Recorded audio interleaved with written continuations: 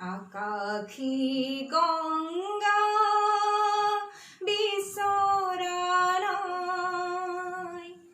নাই বিচৰা স্বৰ্ণ অলংকাৰ নিষ্ঠুৰ জীৱনৰ সংগ্ৰামত বিচাৰো মৰমৰ মাত এষাৰ আকাশী গংগা বিচৰা মৰমৰ ছাত্ৰ ছাত্ৰীসকল মোৰ নৱম শ্ৰেণীৰ অসমীয়া পাঠদানলৈ তোমালোকক পুনৰ স্বাগতম জনাইছোঁ। মই আজি তোমালোকৰ লগত আলোচনা কৰিব লগা পাঠটিৰ বিষয়ে তোমালোকে নিশ্চয় জানিব পাৰিছা বা অনুমান কৰিছা যে আমি কি পঢ়িবলৈ যাম। হয়, আজি আমি তোমালোকৰ পাঠ্যক্ৰমত সন্নিৱিষ্ট হৈ থকা এটি কবিতাৰ বিষয়ে পঢ়িবলৈ বা আলোচনা কৰিবলৈ আগবাঢ়িছোঁ, যাৰ নাম হৈছে প্ৰচণ্ড ধুমুহাই প্ৰশ্ন কৰিলে মোক।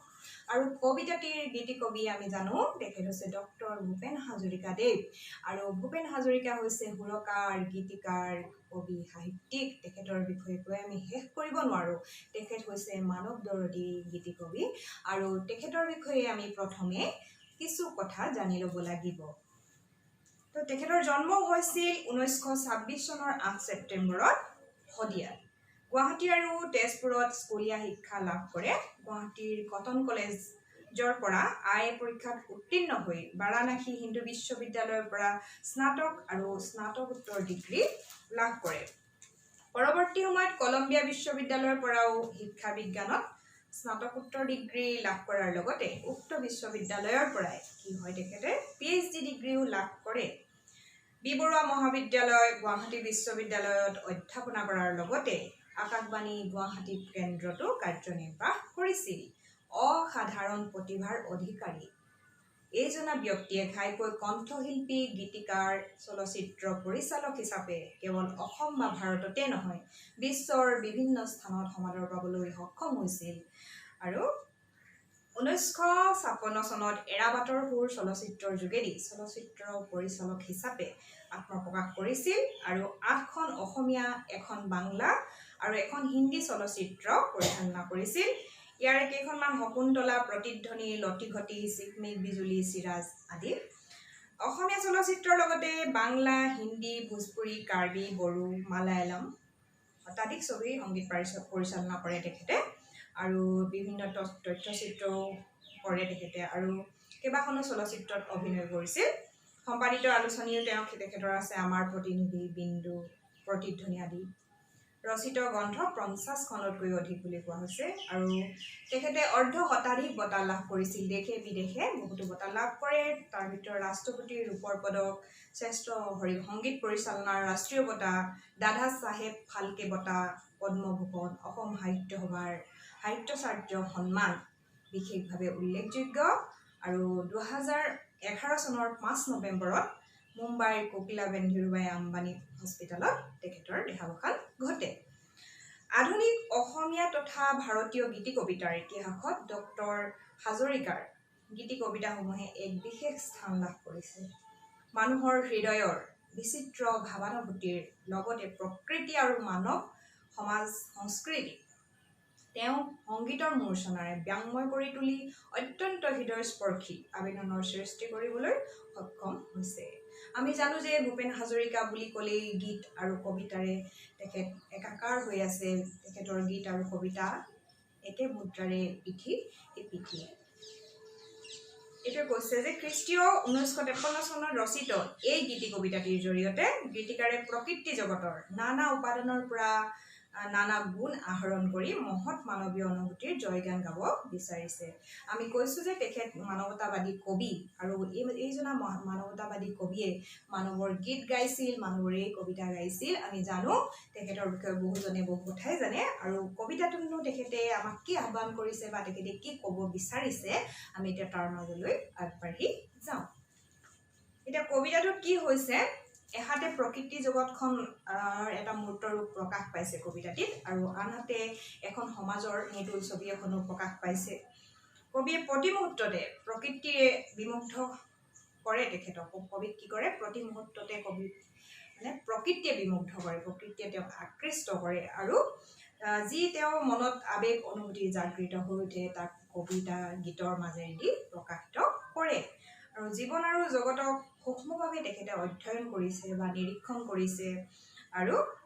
তেওঁৰ প্ৰতিটো কবিতা গীতত আমি তাৰ প্ৰতিফলন দেখিবলৈ পাওঁ সমাজৰ যি পংকিলতা বা মানুহৰ মাজত যি মানৱীয়তাৰ নাইকিয়া হৈ গৈছে সেই সকলোবিলাকক তেওঁ পুনৰ উভতাই আনিব বিচাৰিছে তাৰ মাজেৰে কবিতাটিৰ আমি আগবাঢ়ি গৈছে কবিতাটিৰ কথাখিনি আমি চাওঁচোন প্ৰচণ্ড ধুমুহাই প্ৰশ্ন কৰিলে মোক তোমাৰ প্ৰাপ্য কি কোৱা মনৰ দুৱাৰ মেলি নিৰ্ভীকভাৱে ক'লো তোমাৰ শক্তিখিনি দিয়া ব্ৰজ্ৰৰ গৰ্জনে বক্ষ উজাৰি ক'লে তোমাৰ কাম্য কি কোৱা মই ক'লো ব্ৰজ্ৰ তোমাৰ শক্তিশালী উদাত্ত কণ্ঠটি দিয়া এদিন আকাশে ক'লে জনৈক গীতিকাৰে অকণি আকাশ দেখো মাগে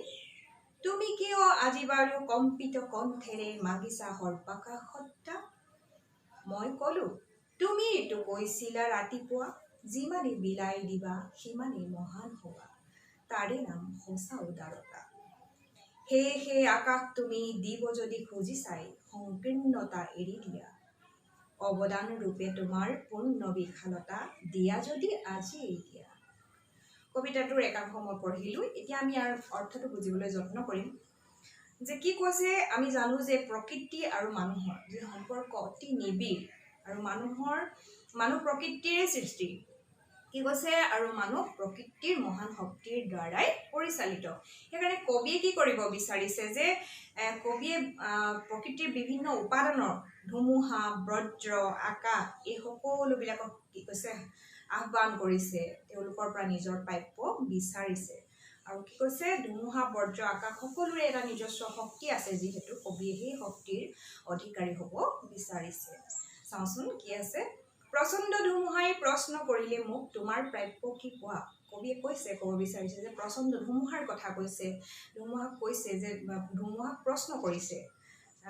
ধুমুহাই প্ৰশ্ন কৰিলে বুলি কৈছে কবিয়ে যে তোমাৰ প্ৰাপ্য কি তোমাক কি লাগে মনৰ দুৱাৰ মেলি নিৰ্ভীকভাৱে ক'লো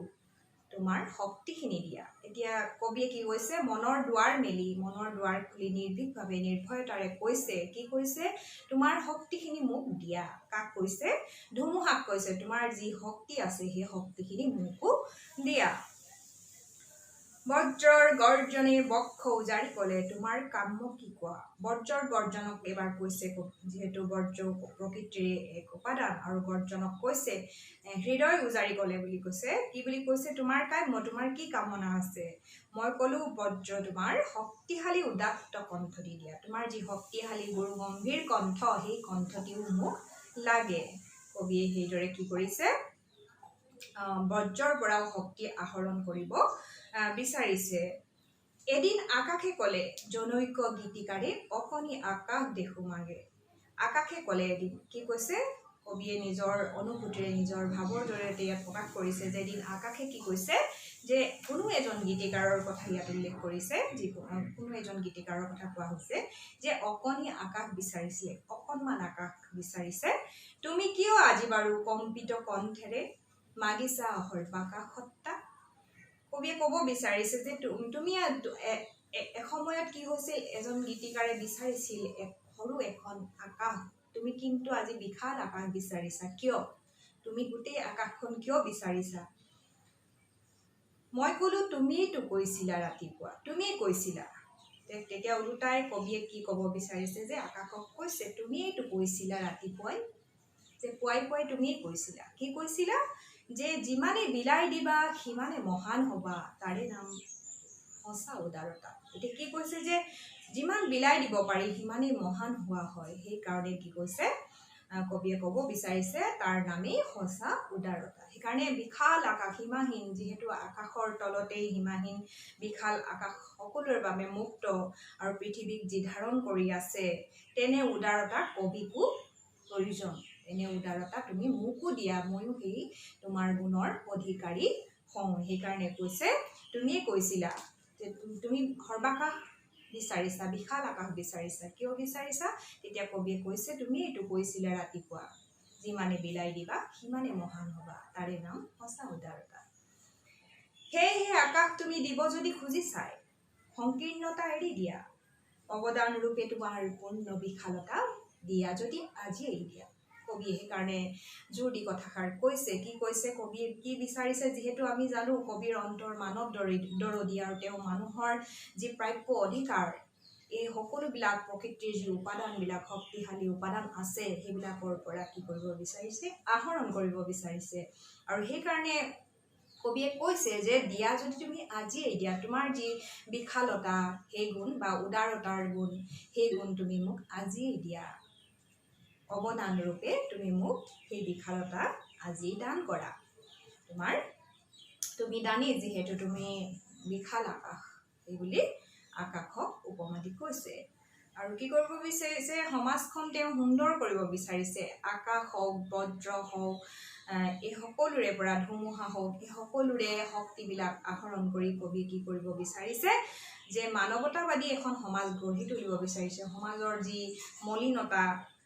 সেইবিলাকে তেওঁ মনত ক্ৰিয়া কৰিছে যে আমি প্ৰকৃতিৰ সৃষ্ট সকলো বস্তু প্ৰকৃতিৰে সৃষ্টি যে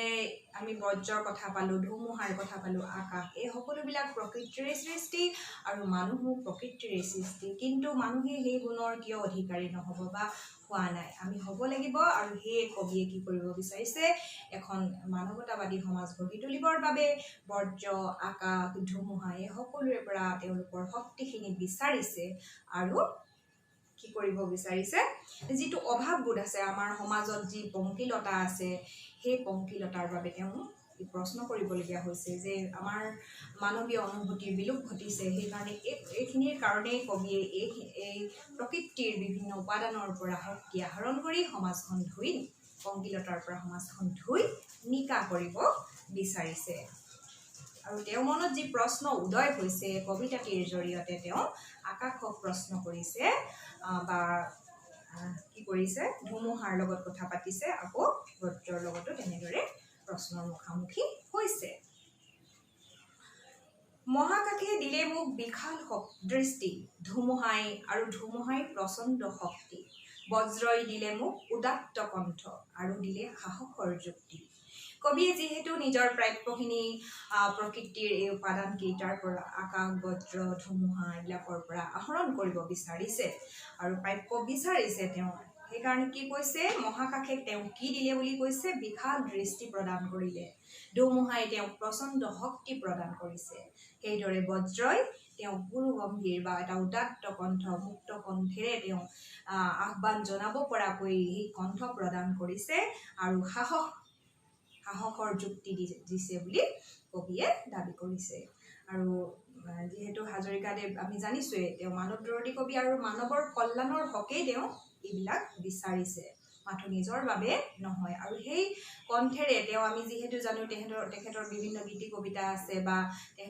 তেখেতৰ বিভিন্ন গীত সেইবিলাকৰ মাজেদি আমি তেওঁৰ যি ভাৱ অনুভূতি বা মানৱতাবাদৰ যি সুৰ আমি তাত দেখিবলৈ পাওঁ এই সকলোবিলাক এই কবিতাটো আমি দেখিবলৈ পাইছোঁ আৰু সেইকাৰণে কি কৈছে পৃথিৱীখন যিহেতু স্বাৰ্থপৰ বৰ্বৰতাই মানুহক নিচ কৰি তুলিছে মানৱীয় শক্তি লোপ পাইছে বা মানৱীয় গুণবিলাক লোপ পাইছে সেইকাৰণে কবিয়ে এনেদৰে আহ্বান কৰিছে বজ্ৰৰ কণ্ঠেৰে ধুমুহাৰ শক্তিৰে গীত গাই কপাম দিগন্ত বা দানৱৰ সমাজতো গাম মানৱৰ গীত কলিজাৰ সঁচা সুৰ হিত সেইকাৰণে কবিয়ে কি কৈছে মহাকাশৰ বিশালতা বিচাৰিছে তাৰ পাছত কি কৈছে ধুমুহাৰ যি শক্তি বজ্ৰৰ কণ্ঠ এই সকলোবিলাক মহাকাশৰ বিশালতাৰে কি কৰিব বজ্ৰৰ উদাত্ত কণ্ঠেৰে আৰু কি কৰিব তেওঁ দানৱৰ সমাজতো গাব মানৱৰ গীত কি কৈছে দানৱৰ সমাজত তেওঁ মানৱৰ গীত গাব বুলি কৈছে এই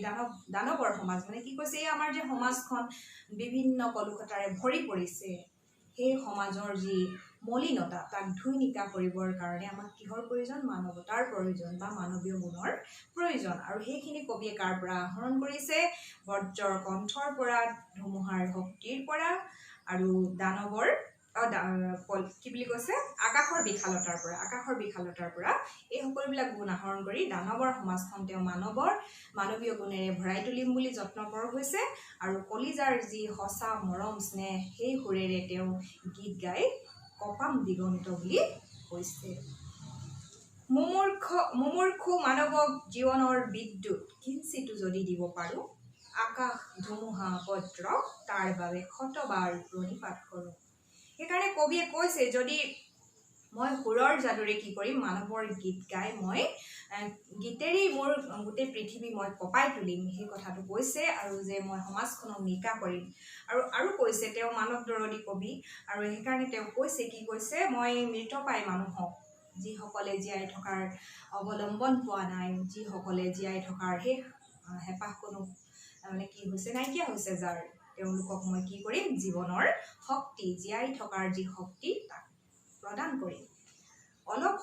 অলপ হ'লেও যদি মই প্ৰদান কৰিব পাৰোঁ, কবিয়ে কৈছে যে মই তেওঁক অলপ হ'লেও যদি জীৱনত জীয়াই থকাৰ মন্ত্ৰ দিব পাৰোঁ, তেতিয়া কি হ'ব, মই আকাশ ধুমুহা আৰু বজ্ৰক কি হৈছে শতবাৰ সেৱা জনাব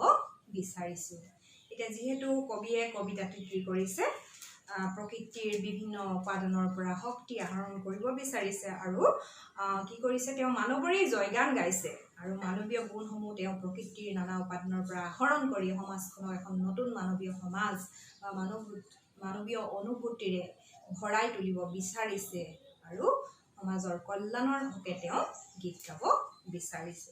আৰু সমাজৰ সকলো মলিনতা ধুই এখন সুস্থ সবল সমাজ গঢ়ি তুলিব বিচাৰিছে। আৰু ইয়াৰ কবিতাটিৰ জৰিয়তে আমি বুজিব পাৰোঁ যে কবিয়ে কি কৰিব, তেওঁ গীতি কবিতাটোত কি ব্যক্ত কৰিব বিচাৰিছে, যে তেওঁ মানৱ দৰদী কবি, আৰু মানৱৰ হকে গীত গাব, মানৱৰ কাৰণেই তেওঁ এই প্ৰকৃতিৰ উপাদানৰ পৰা সকলো শক্তি আহৰণ কৰিব বিচাৰিছে, আৰু তাৰ মূলতে হৈছে এখন যে সুস্থ সবল সমাজ, মানৱীয় সমাজ গঢ়ি তুলিব বিচাৰিছে। সেইটোৱেই কবিতাটিৰ